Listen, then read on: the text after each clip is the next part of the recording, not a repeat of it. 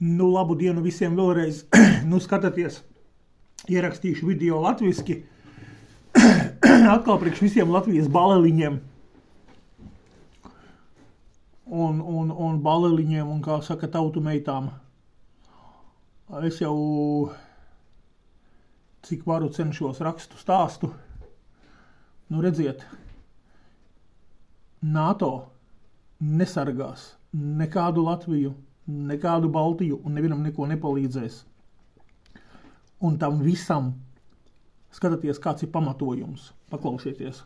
Aristovičs izstāstīja rekādus notikumus, un ja NATO ir nobaidījušies šajās vietās un lietās, tad, mīļie cilvēki, tad, kad kaut kas draudēs Latvijai, tie, kas no jums noticēs, ka NATO sargās, nu, jums, maigi sakot, jūs esat pievilti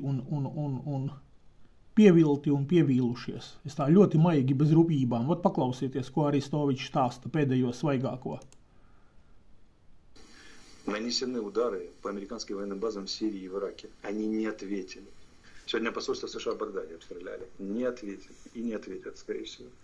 Я вам показывал фотку иранского беспилотника над американскими авианосцами? Ну, я видел. Это невозможно. Видео, да, это невозможная ситуация, невозможная. Ордер американского авианосца 150 километров, у него никто не должен зайти, там эсминцы должны охранять ПВО, самолетики летают и всякое такое. Технически он должен быть сбит на подходе. Они боятся сбивать иранские беспилотники, боятся спровоцировать конфликт. Два авианосца под Израиль подошли и рассказывали, что как только Хезболла вмешается, американцы ого-го, Хезболла вмешалась уже. Не полномасштабно, но воюют, и что, где там американцы? Вы понимаете, что вот эти встречи Путина с саудитами, потом Лукашенко приехал с Китаем и так далее, это означает что? Что идет сговор, идет подготовка кампании 2024 года, недвусмысленно привязанная к американским выборам. И американцы, сражаясь друг с другом в режиме гражданской войны фактически, ведь у них риторика гражданской войны. Причем не просто гражданской войны, а священной гражданской войны. Почему республиканцы, которые в целом позитивно настроены к Украине, не хотят поддерживать, и цена вопроса американского. Смотрите, они же, там главное, это закон об иммигрантах, и его материальное выражение, это стена. Для республиканцев, они же все религиозные, для них война с демократами это священная религиозная война. Не дадим детей химически кастрировать, там лозунги примерно такая риторика, что не дадим, там, уберем гендерные туалеты, не позволим мальчики и девочки там, пропаганду вести в школе о смене пола, потому что это сатанизм, они против сатаны борются. И когда они меряют сатанизм и Украина, то, конечно, они считают, что в этой тотальной религиозной войне можно пожертвовать против Украины, либо победить сатану. Можно всем вообще пожертвовать, можно Соединенными Штатами пожертвовать. У них реально религиозная война, горящие глаза, как бы риторика соответствующая и так далее. И они, если они принимают сейчас этот закон о стене, демократы проигрывают выборы, скорее всего, почти гарантированно. И более того, они проигрывают трек, который уже лет 20 в их пользу. То есть у республиканцев шанс на величайший исторический реванш, который подкреплен. Nu labi, tur es tālāk Aristoviču negribu tur aizgāju novirzījās no pilnīgi kaut kā no sākuma domas, ja, bet sapratāt, ideja ir tāda, kad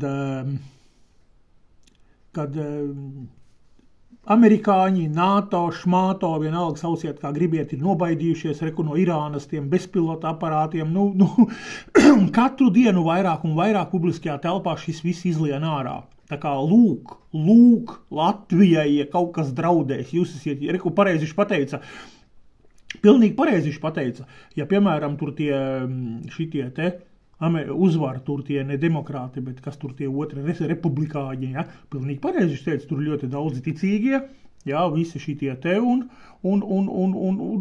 protams, kāda vairs Ukraina, mīļie cilvēki, kāda Ukraina? Ukraina pati savārīja mēslus, Ukraina pati Zelenskis, pagaidiet, vai tas Zelenskis ņem korupcijā miljonus un miljardus, un amerikāņiem tagad būs tas viss jāfinansē, un var sakot, tā kā, kā Ukrainai kā atvērta muca, Zelenskis ar savu visu mafiju, ja, ar visu, jo Zelenskis ir noziedzīgā grupējuma līderis Ukrainā. Un katrā pilsētā viņam ir savi tie smatriašķi, ja es jau cik visos savos video stāstu. Un visa ārzemju palīdzība, visa iekrīt Zelenska un viņa pietubināto kabatās. Tāpēc jau arī viss ir izzakts, visa nauda nonāk pie viņiem, un amerikāņi, vienu brīdi viņiem atvērsies acis un ir atvērušās, viņi nav muļķi. Viņi nevar visu laiku vienkārši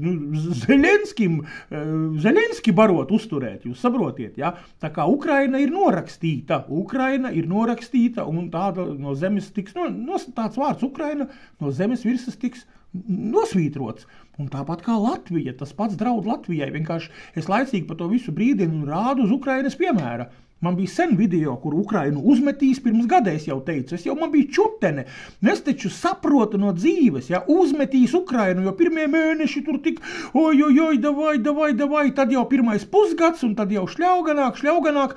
Cik mēs varam uz kaut kādu entuziasmu, kaut kādus korumpantus Ukraiņus uzturēt? Nevaram. Un visu, un Ukrainu pametīs, uzmetīs, un viņa jau ir uzmesta. Tā kā šitas pats draud Latvijai. Amerikāņi nevienu nekur nesargās.